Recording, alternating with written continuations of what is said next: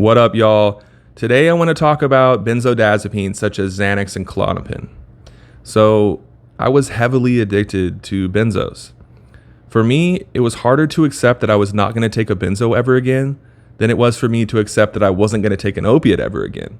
I don't know what it was, but the mental obsession with Xanax and Klonopin specifically was so strong that it persisted for a while in my recovery.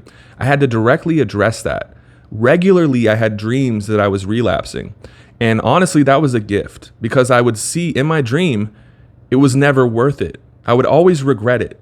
It sucked. It wasn't good. Like there was nothing good left about it. That's the thing. When you take it where I took it, it sucks. There's nothing left to explore. You try every concoction, every combination of substances to try to find a solution to life and how you can avoid it and escape it. And it doesn't work. And I know it may sound corny, but it doesn't. You have to face the things you're trying to avoid.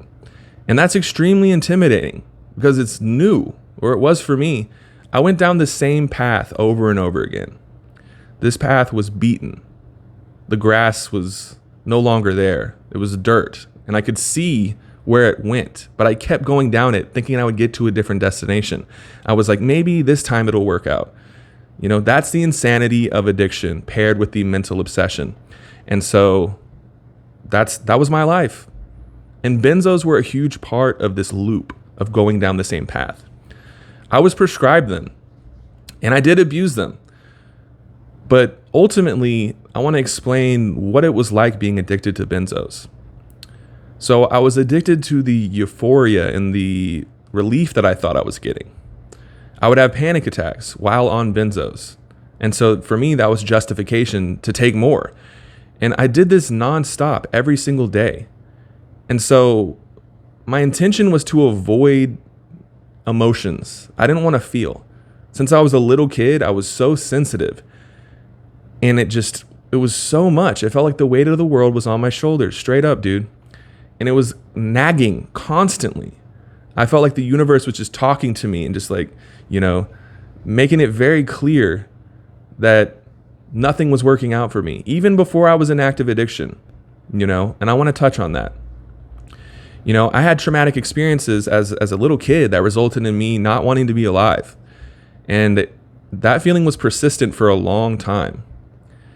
And that feeling didn't really go away until I was heavily medicated prior to being full blown in my addiction. And so I always just didn't like the way that reality was playing out. So when I tried benzos for the first time, I was like, oh, maybe this is the solution. All of a sudden, my emotions were kind of numbed and subdued. My impulse control went out the window, so I felt free. But I want to explain why that was hurtful for me.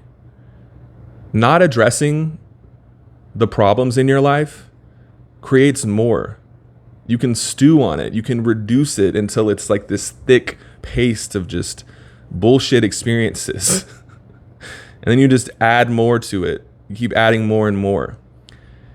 And so not only was I doing that by avoiding emotions, but I was also in a place to where, like I said, my impulse control wasn't there. So I was doing things that were not right. They were not in alignment with who I was. So I would say mean things to people. I would do sketchy stuff. I would steal things, And so this would also contribute to my negative emotions that were just piling up. So I was in a loop. It's like Groundhog Day. You're in the same day. You wake up and it's I have to use in order to change the way that I feel. And for me, benzos were the first substance that I was heavily addicted to.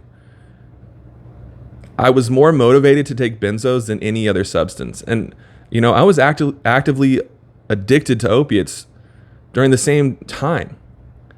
But all of my thoughts were centered around getting more benzos. And even when I had a bunch of them, that wasn't enough. Specifically, I was obsessed with Xanax bars that were 2 milligrams. So I liked extended release versions. I liked non-generic. I liked the ones that were different colors, the ones with different markings on them. So it was like, I want I want GGs, I want Gs, I want school buses, I want non-generic Xanax. I really like these Xanax from Pakistan that say Onax on them. Like, I was preoccupied and obsessed with the feeling and the look of them. So the mental obsession was deep. It was really, really deep. It was not just in the effect.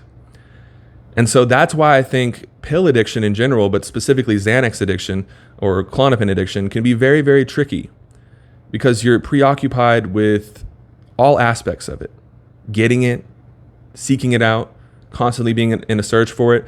And so what that does is it makes you never content. You're never in the moment, and it creates a lot of turmoil and suffering. So that was my experience for years. And like I said, I was also addicted to opiates. I had diagnosed chronic pain. And so I was really perpetuating my pain and my anxiety. And I want to touch on that more and say that even when you take benzodiazepines as prescribed, it's shown that when taken longer than 2 to 4 weeks, they cause issues. So much so that the FDA is reevaluating the labels that they have to put on these prescriptions. And so I just want to give fair warning to people out there that, in my personal opinion, I think benzodiazepines are not effective long-term treatment for anxiety. They perpetuated my anxiety. I had panic attacks while under the influence of Klonopin, and look, it didn't work for me. And you could say, hey, you were abusing them. And yes, I acknowledge that. That was my responsibility to address that.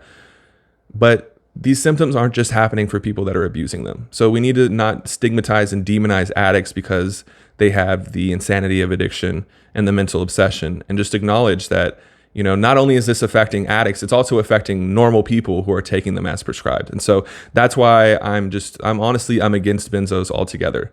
There's tons of alternatives to benzos that are more effective in my personal experience and opinion.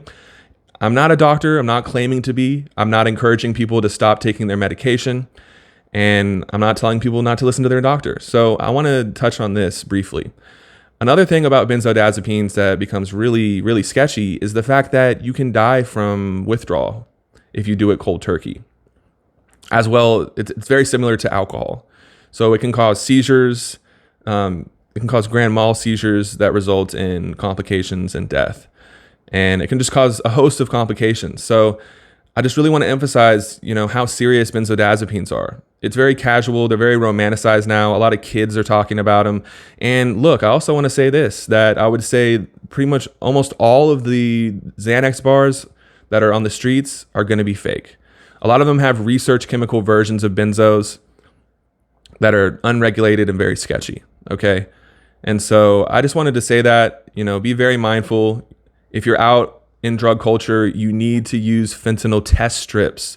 You also need to use reagent test strips, and you also need to have Narcan on hand, okay? A lot of times people dose at the same time and then they all overdose. So keep that in mind as well. So yeah, just for me, benzos were the worst thing that I took, worse than opiates, to be completely real. Like I said earlier, I had cravings for benzos consistently for a pretty long time in recovery. And you know what helped with that? Actively continuing to work on myself. So that's why I encourage that. It really took practice and repetition. And I say that all the time, but it's very true. I took pills with practice and repetition. So I had to take action in recovery with practice and repetition. And I would have considered myself a pill popping expert. And now I consider myself a positive action expert. So, anyone can change, anyone can recover. It's not hopeless. It may feel that way, but it's not. It's going to be rough at first, okay? If you are an addict and you're just not using, at first, you're probably going to feel a little bit worse, but just keep in mind, don't get discouraged. This is just the beginning. The more you work on yourself, the better you're going to feel. So that's why I encourage recovery. That's why I just want relief. I want people to be successful in maintaining consecutive years of clean time. So reach out to me if you have any questions about this stuff. I'm not here to demonize people who take benzodiazepines. If you feel like they work for you, let's just leave it at that and agree to disagree. Okay. But yeah, this is for the people that are like me. I share for the hope to die addicts. So be easy on yourselves. Don't hate on yourselves. And thank you. Much love.